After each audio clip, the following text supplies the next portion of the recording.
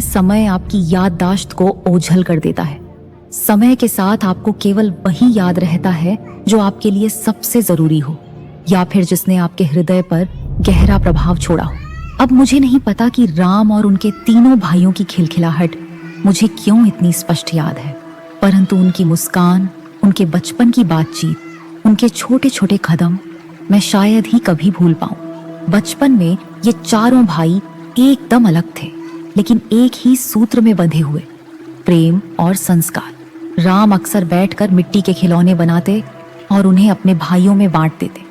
भरत हमेशा राम के पास बैठकर उनकी बातें सुनते। लक्ष्मण तो बस राम के बिना रहते ही नहीं थे, छाया की तरह साथ साथ। शत्रुघ्न को ज्यादा लगाव भरत से था, वो दोनों हमेशा एक साथ होते।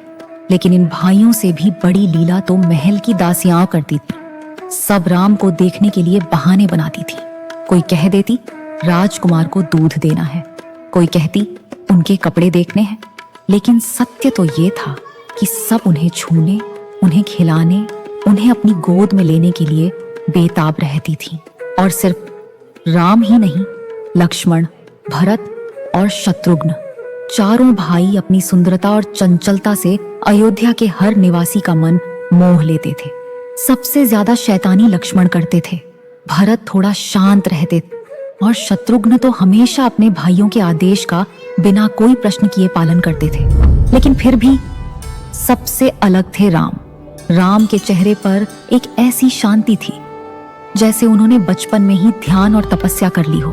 उनकी मुस्कान देखते ही महल की दासियां अपने सारे दुख भूल जाती थी। और फिर एक महल में एक कौवा आया। आगे क्या हुआ? कौन था ये कौवा और क्या करने आया था ये महल में? जानने के लिए देखिए रामायण सिर्फ